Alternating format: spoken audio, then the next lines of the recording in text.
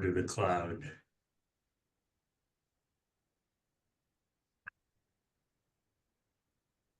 Well, it's already time for our third quarter meeting, ladies and gentlemen.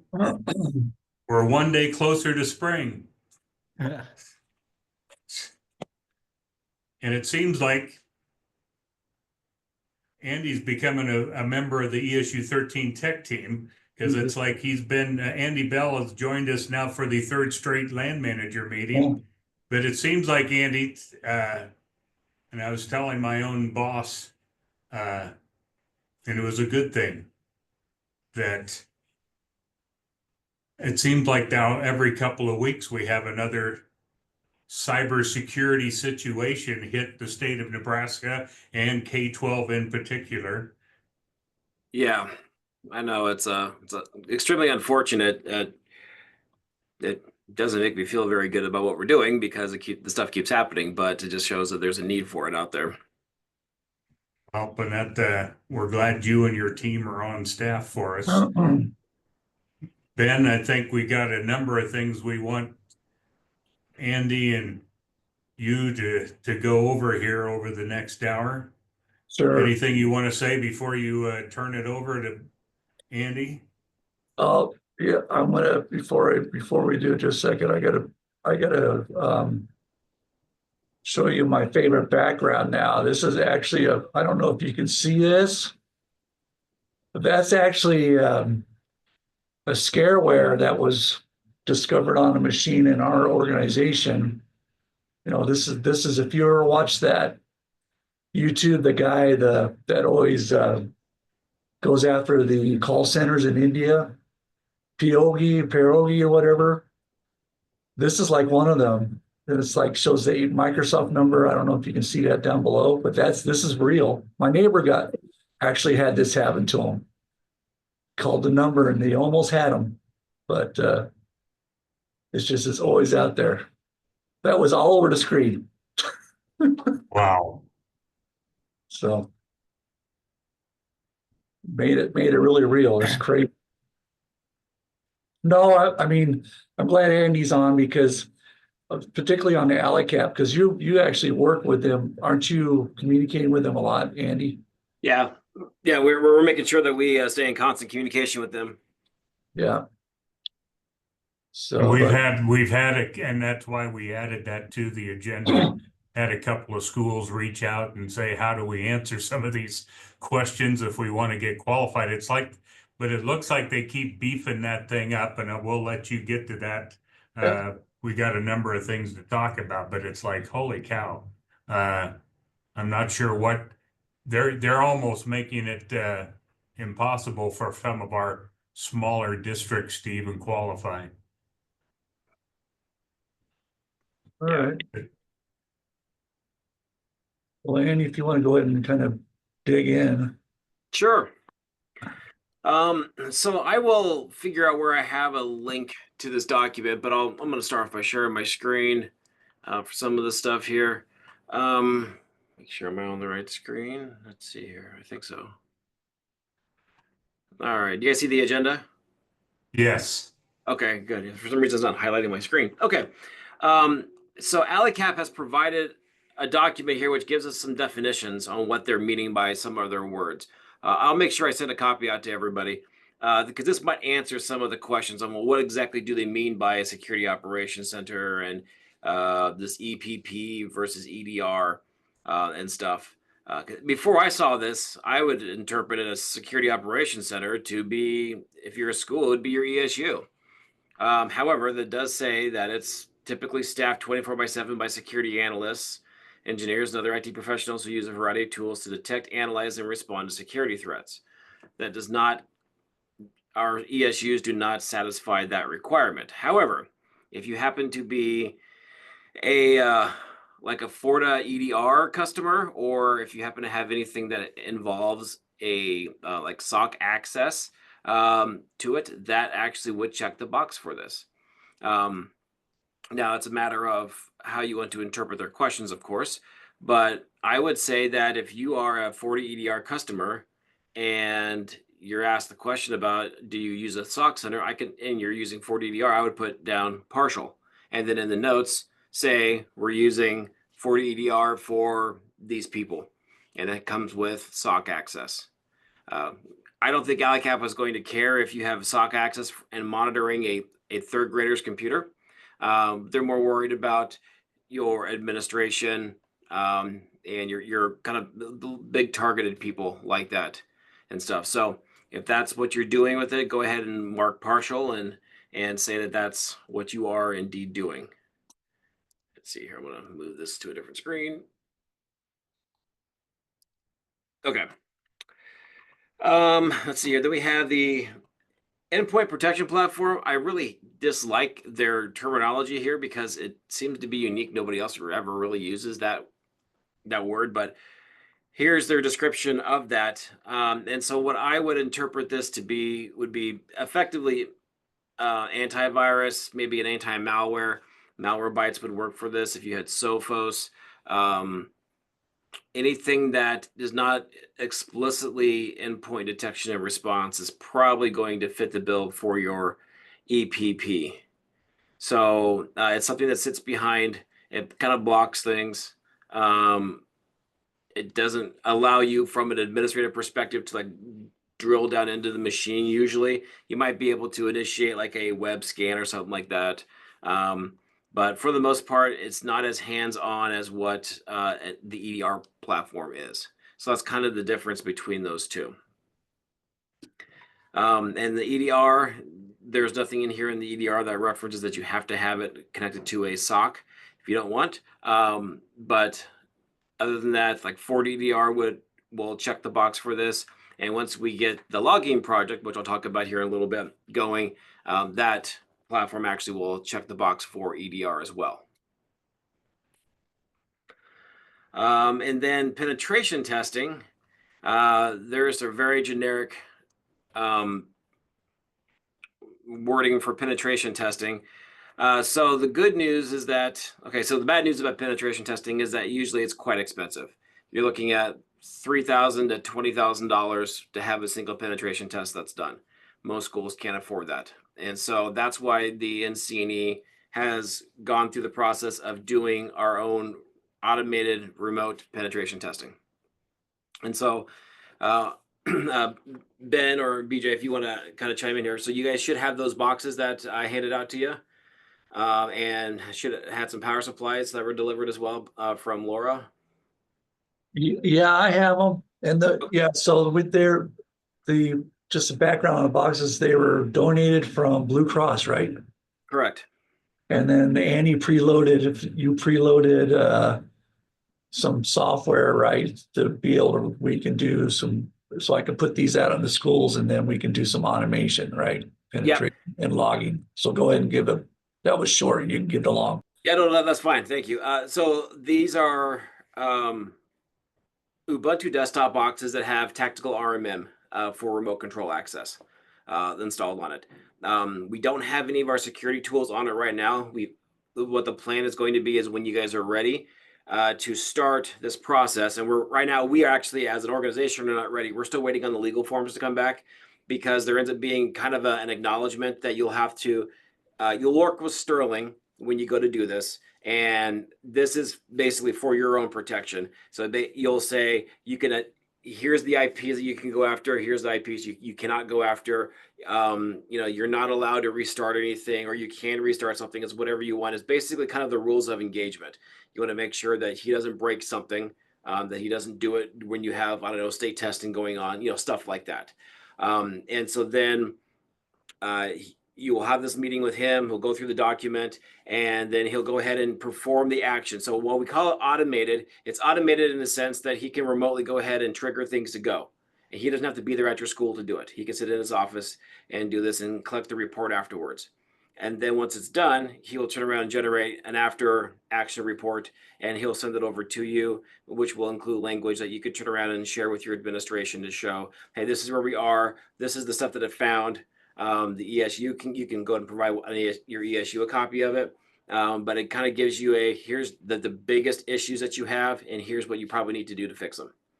And then there is an acknowledgement that because you have been given this piece of paper that says you are susceptible to these vulnerabilities and these issues, you right now, once you have that, you cannot, I guess, claim that you didn't know. So if you all of a sudden then the very next day were compromised, or let me just say the next month compromised using one of these things that we identified on here, and the insurance company says, "Did you know that problem existed?" You would have a document there that would say, "Yes, you actually were aware of it. You just hadn't taken care of it yet." So there is a sense of urgency that will probably follow this report. But the good news of all of this is that everything that we're doing here is at no cost to you guys.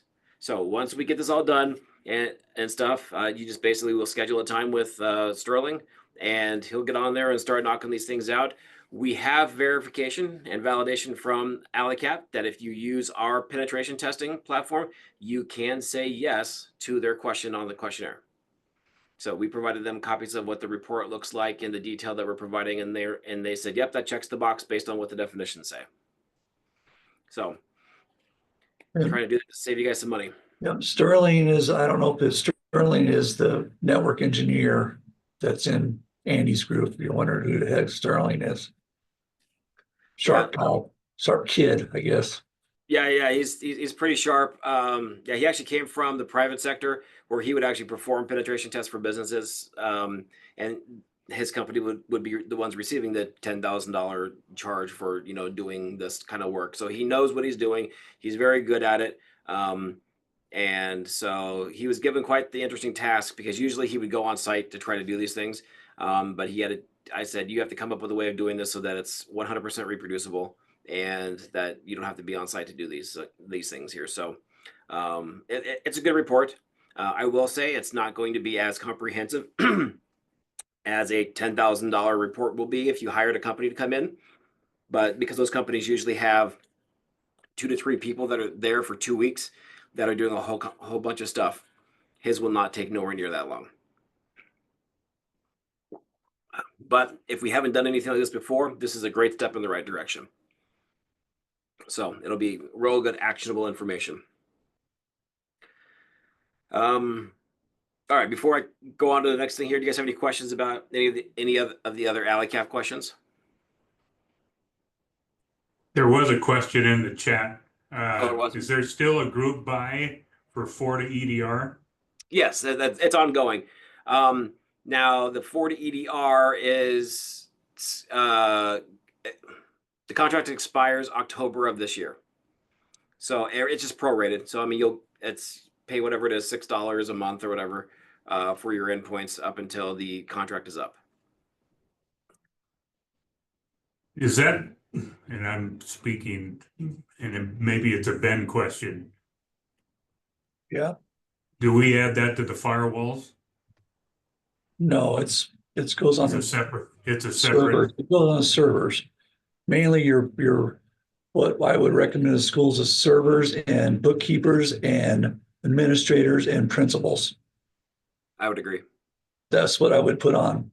The key administrative. I think I have it on one server for testing at the moment. I don't know if we finished putting them on our servers yet. I don't know if are there any of you guys, ESU people, that are using any EDR in your systems?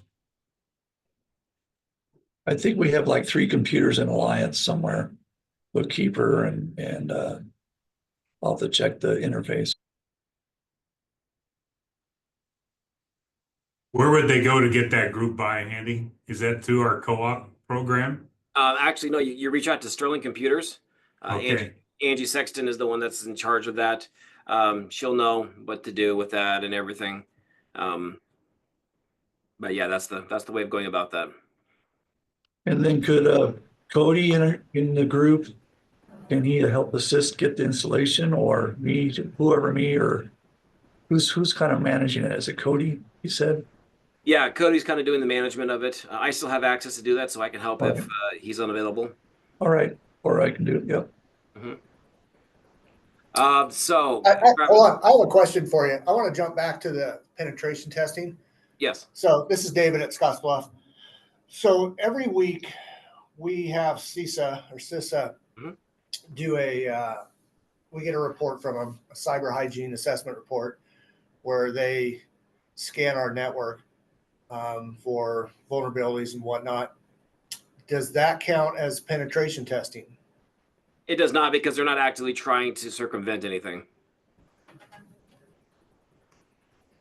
And so the process that we're going to go through here, it will start off very similar. It will do an internal vulnerability scan, which would, that's the counterpart to what CISA is doing. But then it takes those results, and then he uses tools to simulate attacks inside your network to see exactly, is he able to jump VLANs? Is he able to do privilege escalation, those types of things. Okay. I wish that we could consider that there from what CISA does, but unfortunately it doesn't meet their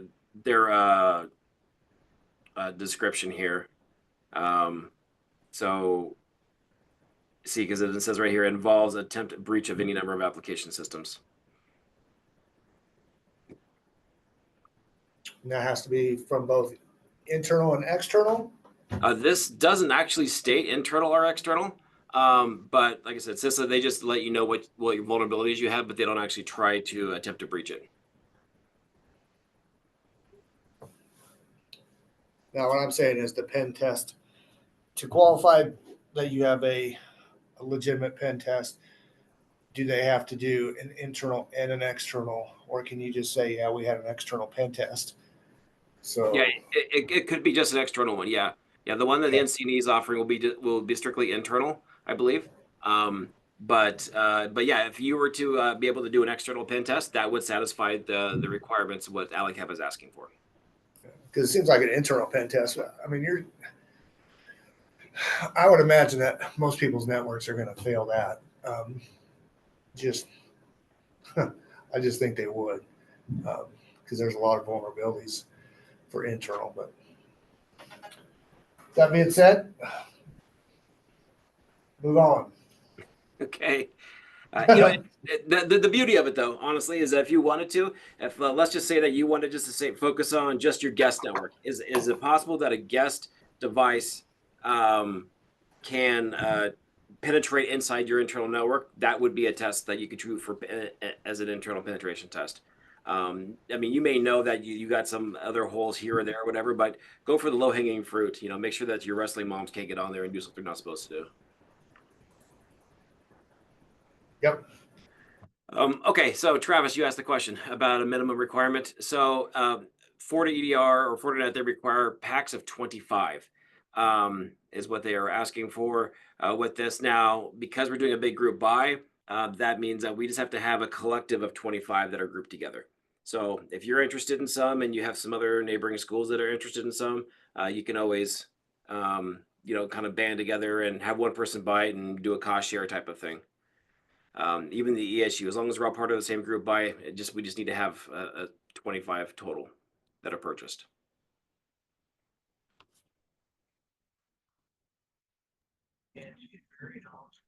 And we could coordinate that. Yeah, absolutely. Okay, so I'm going to jump over here to the guidance on responding to a data breach. So this information here obviously was done after the PowerSchool breach happened, and what I wanted to point out here is that here's Nebraska's law. So Nebraska law actually does not require companies to provide credit monitoring service, but it does require that if there's a breach that happens, that company that experiences the breach has to notify them in so many hours. And so PowerSchool notified the Attorney General's office on behalf of every school that experienced this. So you as a school are not required to do that. PowerSchool is they're being consistent in what they're doing here. I think I have yes, I do have some information about that, which I'm sure you guys all have it as well. But nonetheless, so what I wanted to provide was how to protect yourself, and basically talking about doing a credit freeze. And so I have a quote from the Attorney General, their website there, and then provide you with information and links on how to freeze an adult's credit account, and then information on how to freeze a child's credit account. So I will tell you that a school has no legal authority to provide any protections or to even be attempting to do protections for a child's credit. That has to go through their legal guardianship. I wanted to see if that was a service that NCNE could provide, and it was an emphatic no, you cannot. So this is one of those things that you have to get the information into the hands of the parents so that they can do that. And I have actually done it for my 4-year-old. So you just go through here. I just did it for Experian, but I did a minor request. And what they do is they check to see if there's any credit currently. My 4-year-old does not have any, loans or anything, fortunately, which is good. And so I have put a minor credit freeze on that. And so if an account attempts to be created, they will not only block it, but they'll notify me of that action. And if you're not familiar with how a regular credit freeze works for people that have established credit, life goes on like normal, but it makes it so you cannot open up any new accounts. And so I had that set up there because I was part of the National Public Data breach that happened a few months ago. And so nobody can open up a new account, including myself, unless I unfreeze it. So it gives you the option to unfreeze it. You can do it through their website or an app on your phone, and it's pretty much instantaneous. It does work though, because I was shopping online one day and it had one of those deals of like a pay in 4 thing where you make a payment once every 2 weeks. I forgot I had my credit freeze on there. I said, "Oh, sure, let's go ahead and do that," and it denied my transaction because that actually contacts my credit to make sure that I'm a good credit risk to be able to do that. So the freeze does work, and everything. You have the option to temporarily unfreeze or permanently unfreeze this and stuff. So anyway, there's information So here. Andy, would you recommend this to the districts that had compromised Power School accounts? Yes. And actually, I would recommend it to anybody who has a credit account, period. It's just a way of, it's like putting an extra lock on your door. I mean, it's just going to help protect you even further. It's just a slight little inconvenience that you now have to unfreeze it so that you can apply for a new loan or co-sign your kids' student loans or whatever. But that's fine. It actually gives you the ability of saying, "I want to unfreeze for 4 days," and then it automatically locks it back up again. I had to do that when I co-signed my daughter's student loans. So it is a good protection, and it does work. I do have a question maybe for a couple of our school districts. Jason, Heidi, what have you guys done locally in regards to the Power School breach? Let's unmute first. We just shared out information so far, but we really haven't done a whole lot other than informing everybody of what's been going on. Same in Alliance, we provided the information that Power School released to us, sent it out to our patrons, and then individually notified our teachers that were involved. This document, which is linked in the agenda, it was drafted so that if you wanted to hand it out to staff or parents, you by all means sure can. So it's open. It applies to anybody within the state of Nebraska. I guess my follow-up question, Annie, would be a lot of the people that are on our Infinite Campus districts. Have they been proactive that you have heard of? And I asked the school people, I mean, are you hearing from Infinite Campus on any measures they've taken to maybe not have this problem? We just got a deal that they're moving over to like an ESU13. It's a Windows Server 22 type of security during the summer. So we'll be getting a new URL address for all of our Infinite Campus stuff as far as security. We've had to turn on double two-step authentication for anybody that's got an administration level on Infinite Campus. Plus, Lori's supposed to get a hold of me sometime, send an email, and I'm supposed to go in and do some things in the firewall. So once I get that information, but that's just what we've been told.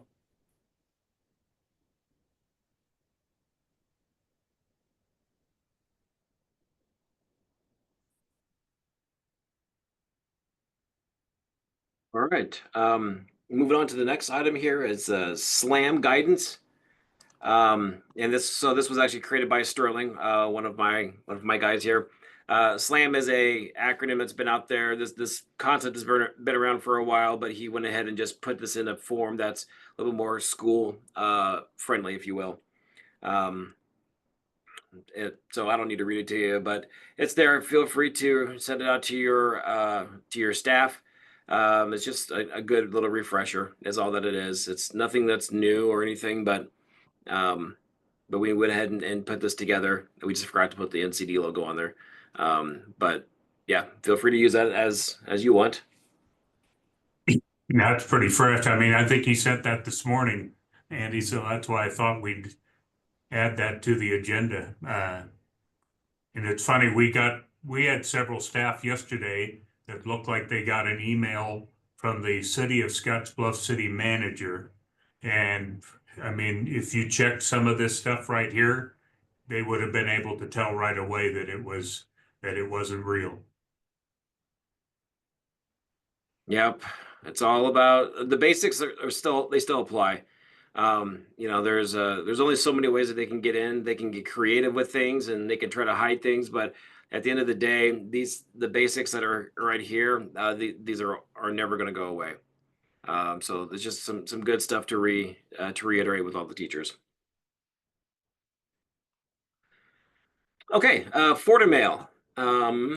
So I put a link to the sign up sheet in here. I believe that you guys are already. I see a whole bunch of schools that are already in here and stuff. So the registration is still open. We're waiting until the servers have been delivered before we're going to go ahead and stop the registration process. So if you haven't signed up and you are interested, you may do so.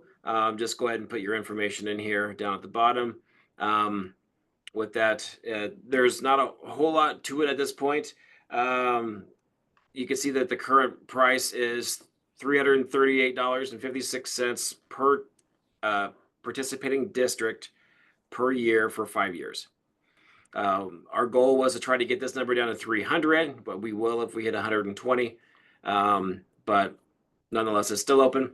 The number we're looking at here is 109. The number of domains was just more of an informational thing. But anyway, regardless of how many of mail staff domains, you have, correct? It doesn't matter about student size, staff size, how many email domains you have. It's a flat fee per district. So the way we're doing this, we're going to have 2 boxes. I know you explained this, Andy, fairly well. I thought the last meeting. I did. Okay, thank you. Again, I would ask you to maybe give us the Cliff Note version of what will Fortimail do to a district. The biggest thing here, the impersonation aspect of things. So having those emails coming out from the superintendent that asks you to go buy gift cards, this will help stop that. I was asking about you may have received some information from ESU2 yesterday about another school that had a similar issue that happened to what happened at ESU9, I believe, the week before. That information, I believe that the links that are in there would have been scanned by Fortimail and would have been blocked.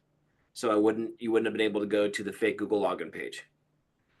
So it provides those extra layers of protection with that. Plus, it also does encrypted email, and you can also set it up for data loss protection. So like you can't email social security numbers or something like that. So that would be a very, very short version of it. It's a $40,000 product that we're able to get you guys for $300. So pretty good deal, really. What's the timeline? Right now we're waiting on the quotes. So we got the original quotes for the servers. Now that we finally got everything moving forward, it was been more than 30 days, so we have to requote it. And we're just waiting on that. We're hoping that the PO goes out this week. And we can get the servers in as soon as we can. Those will be regional, won't they? Yeah, we'll have one in Kearney, one in Lincoln. And then once they're installed and everything is set up, we will work with each of the ESUs to get the mail domains rerouted through there. So it'll Andy? be yes, sir. Sorry to interrupt. With as many domains and as many schools that are signing up, is there any concern about latency for mail? I mean, is this gonna really slow down mail delivery? And We're hoping not.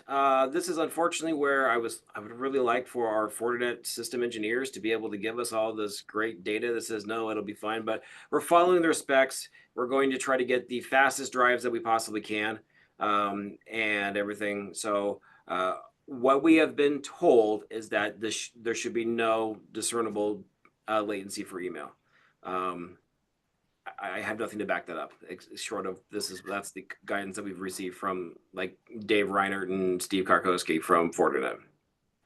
so here's a question. So if I send an interdomain message to someone else in my domain, is it still going to go through this system? It will not. Okay. So there Yeah. won't be any latency for that. So. Correct. Yeah, it's only going to be for externally, either incoming ones from the outside or external going out, or Okay. internal ones going out. Okay. Thank you. Yeah. So Andy, I guess that's good to know. I mean, we had about half of our districts, as you can see, guys can see on that list there in front of you. Scottsbluff, David, you have your own line because you're special.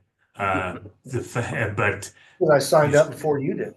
right, you are an overachiever, my friend. That's for sure.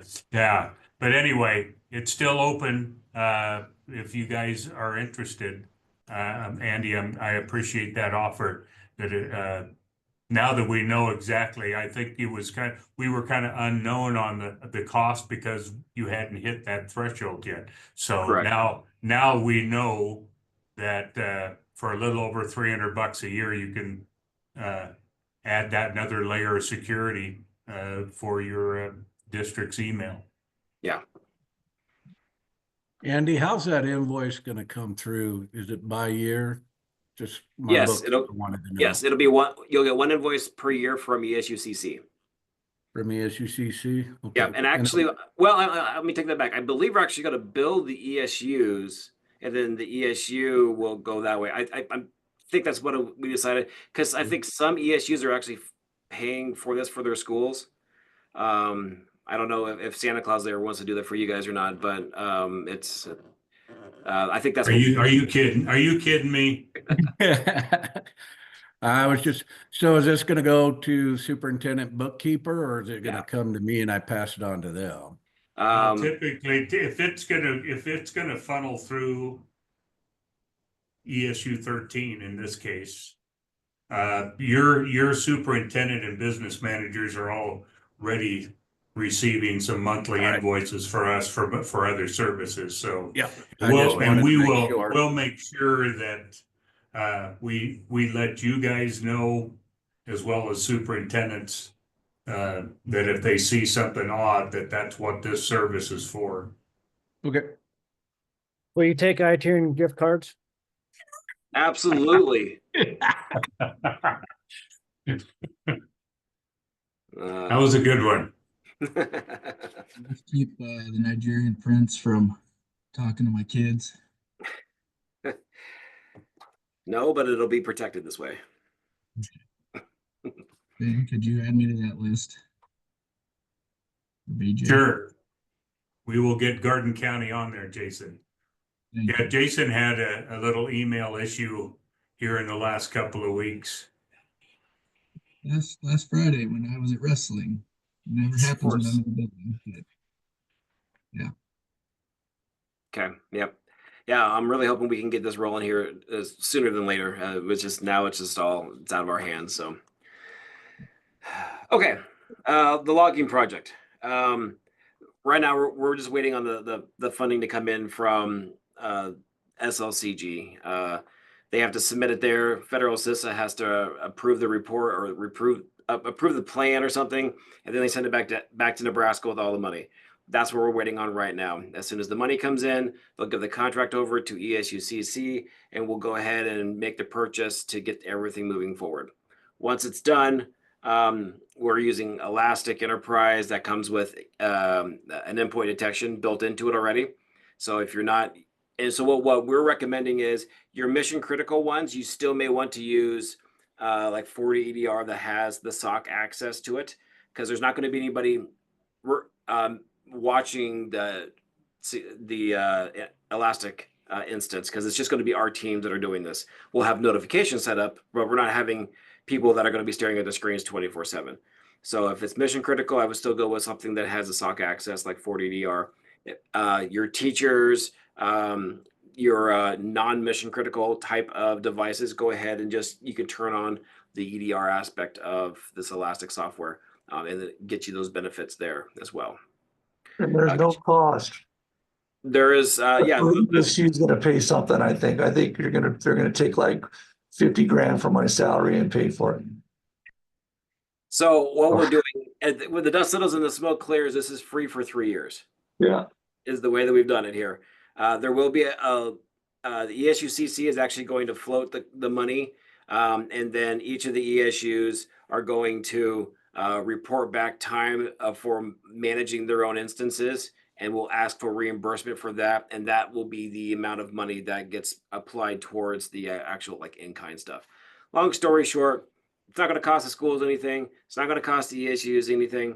It's just a little bit of paperwork and hand holding, and that's about it. But you guys are sharing a server with ESUs 15, 16, and ESUCC. So I believe Chad is probably going to be the one managing it for the most part. But yeah, and that will be I forget where. I think actually maybe at ESU 16. I think is where they're going to host it. Yeah, and they're gonna, I think you're probably wondering what the heck we're gonna log. Probably starting with firewalls, right? Yeah. Then that little computer that we're gonna stick in every network, you're just gonna walk in, hey, I need to put this computer in your closet type thing, right? Maybe that'll be a relay, you think eventually, or internal. We thought about that. Yeah, we thought about that being a relay, but we'll have to play it by ear because we haven't actually see how it works. We may not even need it as a relay. We may just be able to log directly to the server. So maybe eventually servers if the ESU wants to do that or something like that, right? Yeah, I would say servers, and then the end user agent. That's what's required to have the EDR access, but that's also going to take the logs and send it there as well. And so we have the ability of actually logging every single device that you want to have on your network, if you want. So if we do internal logging, we'll probably do a site-to-site VPN connection back to Logger. I think that probably be instead of commodity internet, send and log unless it's encrypted. So those are just discussions on implement. Oh, you're running out of time. Okay. Yep. No, that's fine. Yeah, we'll figure all that out there, Ben. Okay, LastPass. So ESU7 has a LastPass group purchase here. They got 5,000 seats for $40,000, so that's about $8 each. For the remainder of this school year, it's free.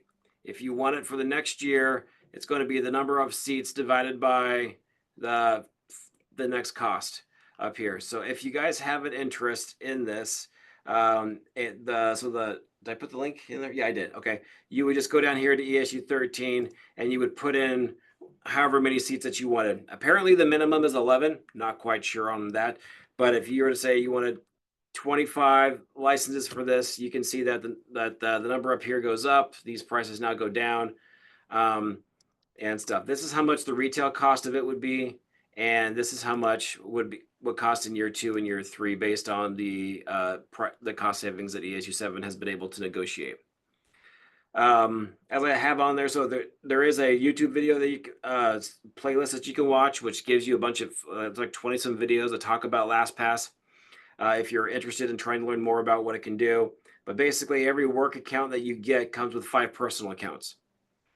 So you can get one for yourself as an employee at the school, and then your entire family actually, or I mean, up to 5 people in your family personally can also have their own copy of it at no additional cost. If you get it for students, then and the student graduates, then they can continue that on their own for $3 a month. So the idea here is we're just trying to increase the better password management with everybody. That's the whole point behind it. But yeah, so this is one that's been out there for quite some time. I'm sure that there's no deadline for signing up if you want to think about it for a while. but the link is in the agenda.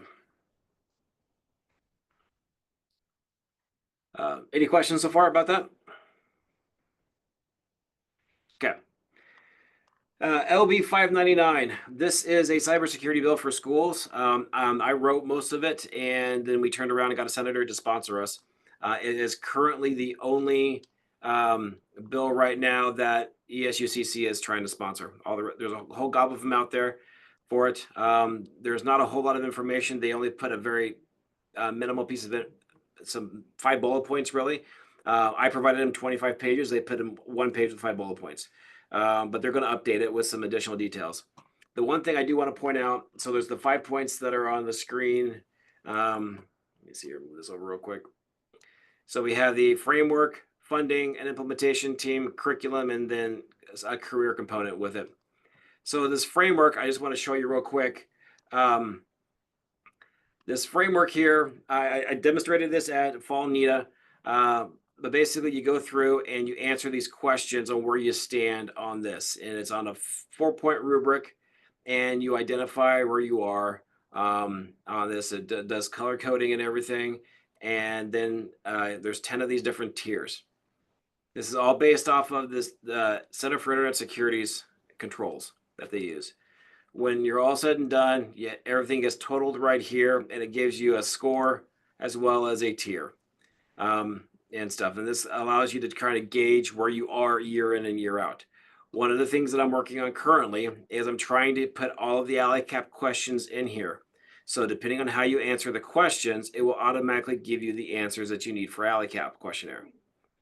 Because I know that's one of those things that kind of stinks, is that you have to figure out, does it qualify or does it not qualify?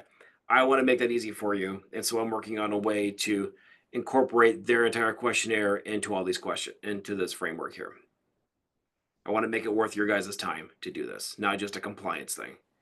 So this kind of just a preview of what I'm hoping that the state will allow us to go ahead and adopt of some way, shape, or form. But the rest of this stuff here is industry standard. It's out there. People have access to it. I just put my own little spin on it to make it break it down into smaller bite-sized portions to make it easier to for us to be able to handle as schools. Is there a fiscal note on that, Andy? There's not right now. We asked for 10 million, so 4 million for schools for their stuff. It was 2 million for a team, but we're going to cut that down. And then it was like 4 million for the pathway to career piece for it. So I had a meeting yesterday with Dr. Matt McCarville. He is the Chief Information Officer for the state of Nebraska. And so he kind of told us what we need to do to tweak this so that it will satisfy our or it'll jive with what they're trying to do, because they are in the process right now of creating what they call a joint SOC that's going to be available to any state agency, any city, any county, any school. They would be able to monitor your logs and that kind of stuff there. Everything is being touted as it's this amazing collaborative thing, and it's going to be an amazing and collaborative. We just don't know what are the costs associated with things. But so there's a lot of unknowns, but they're hoping to have things ready to go in 90 days, is what he said yesterday, is what their goal is with that. It's supposed to be a consolidation effort there to combine resources. So we're just trying to make sure that the way that we are wording everything is in line with what they're trying to do, so that way that we're not in competition with their efforts.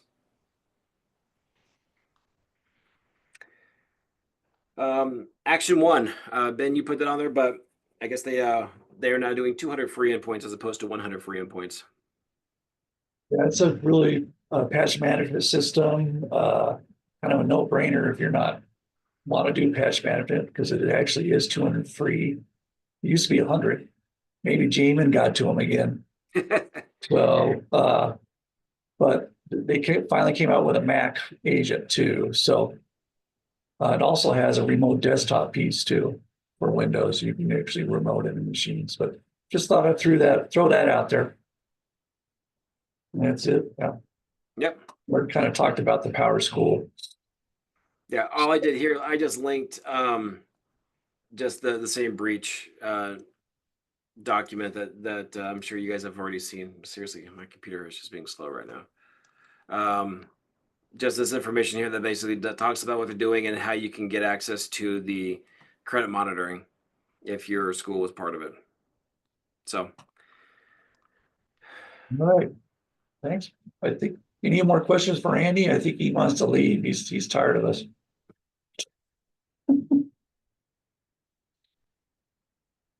No.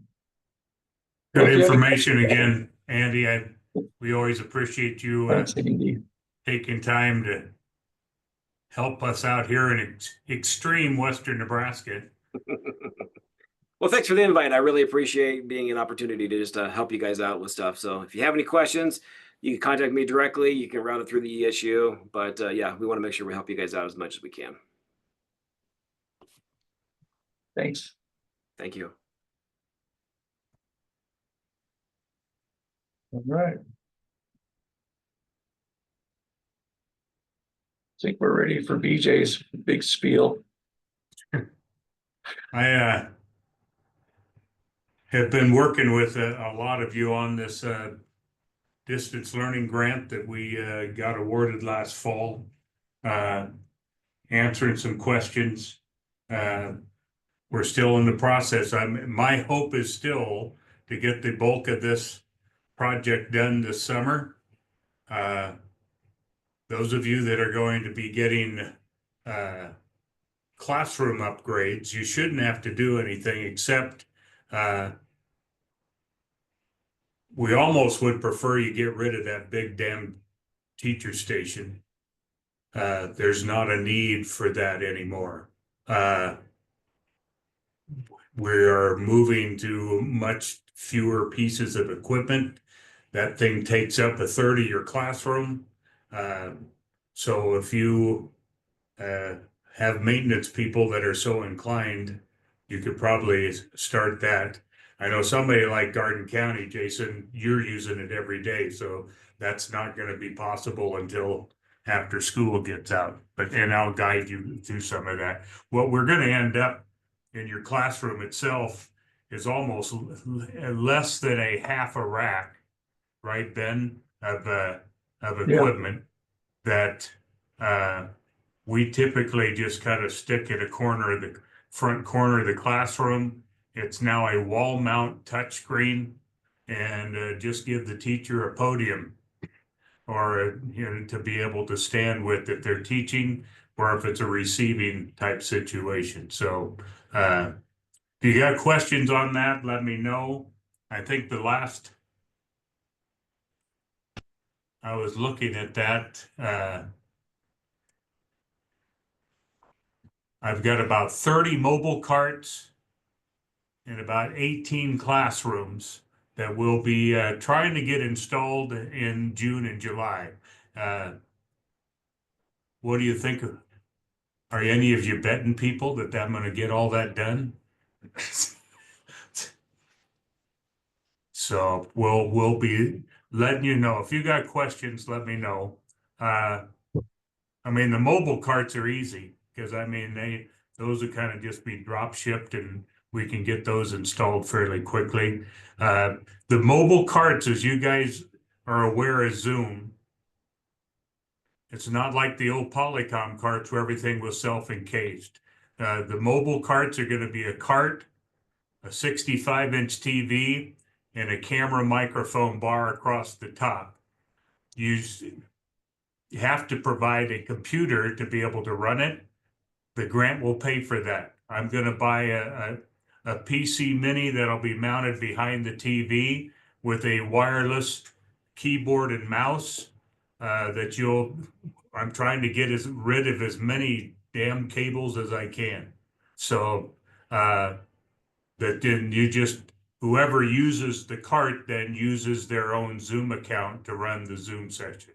And so that's why, and I think we have a few schools, and I think Diana's on from Minutair, they opted, since they put a lot of new interactive whiteboards in the last year or two, and it's something kind of, Alden, kind of what we did in Kim Campbell's classroom a couple years ago, we'll just mount those camera bars over the interactive whiteboard and just tie that in, that ties back to the teacher's computer in the classroom. So we've got, so it's good. It's a little kind of a mix and match, and it'd be exciting. If you have questions, you need to let me know. Brock, I think I need to get up there and talk to you and Watee, because there may be some electrical needs. If we're putting these classrooms, and in your case, a boardroom, we're probably going to need some power where we're hanging the big monitors. If there isn't, I mean, the classrooms we're upgrading already have power where the TVs are, so we should be good to go. It's ceiling microphones, so we are getting rid of all the cables and mic cables, so I'm kind of excited about that. So, any questions?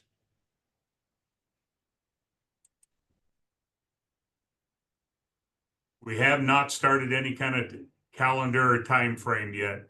So once I get some of that nailed down, you guys will be the first to know in case we have to do any changing, and let you know when and where. Allison, have you guys made a decision yet? And I don't know if you are on a computer with a microphone. I had some equipment questions for Leighton, so when you guys figure that out, I need to know fairly quickly on that. E-rate, we're in the midst of the application window, and I know we've talked to you a little bit on that. This is the final year of the Category 2 money. I would anticipate that they are going to re-up it, but there has not been anything firm as of yet on this. Most of you, I mean, the Category 2 budget is hardware, switches, access points, cabling, power supplies, those type of things. Keep in mind that column H there, the remaining that is your total budget. And then you're responsible for the 20–30% that is not covered by E-rate. So some of you have done a pretty good job over the last 4 years of using your budget. Some of you still have a few dollars hanging out there. And you still do have time to you got to file the 470, wait 28 days, and then file the 471. The end of March is when the window closes. So you probably do need to start that process fairly quickly if you are so inclined to use some of that money. I think I've shared previously what equipment is eligible. It's pretty much pointed to the classroom. It's not, security is not, phone systems are not eligible. Unfortunately, you would think in this day of school safety, they had a lot of input on that, and it looked like they were pointed that direction, but they did not include safety and security systems yet as E-rate eligible. Jenny, did you want to go over any of these other items? I know a lot of it was more of a FYI type of thing. Yeah, I think the rest of those are really like this could have been an email type things. Some of them you may have seen already. We just wanted to make sure you've seen it. We did have a question about streaming concerts, and we put it to a legal team, and we were told that you cannot stream a concert if you don't have consent media release forms for all the kids. And so I think that probably applies to like basketball games and that kind of thing too. So you may want to check your media releases. So I mean, here's a just question. typically, go ahead, Dave. So if you can't stream a basketball game, or if you want to, and all your kids on your team have signed it, how are you going to go about making sure that your opponents have signed something? I mean, basically, it's making it impossible to stream anything. Yeah, Exactly. I not to there's that I don't know if that's a huddle question or if that's your school lawyer question, because this came from Perry Law, that even if you, I mean, How does this because apply? all of, go ahead. Well, how's this apply for the beginning of the year when you have them sign, hey, directory information at the beginning? Could you just include this for, you use it for social media and any posting of likeness? Would this Yeah. come in? You're going to have to probably include it, don't you think, Jen? Yeah, you absolutely can use that. This was a concern because somebody was going to stream a concert, but they knew they had a parent who did not sign the media release form for their student. And so they were asking, can they still stream the concert? I would no. And the answer from Perry Law Firm was no. But it confuses me because there's also, if you're in a public place, there's no expectation of privacy. So I don't know how that relates to that situation. But yeah,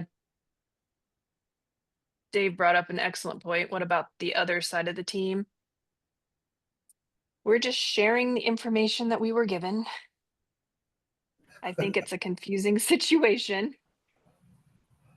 I don't know, Um, at our admin meeting, I posed the question to Mo, and he said, as far as a visiting team, it doesn't matter. That's just, we can, if all of our people have signed and we can stream huddle, then if somebody on the other team, they're making the choice to come, for lack, they've made the choice to come to our school. But that's, I don't know. That's just what Mo had passed on and what he believes is what that does for visiting teams. I know typically this is an elementary issue, where I don't know how many of you have it. There's always a handful of parents on an elementary issue if it's a custody thing and whatever. I haven't seen many cases on a secondary. Oh, you could go at a game would be the same as almost like an auditorium type picture of a concert.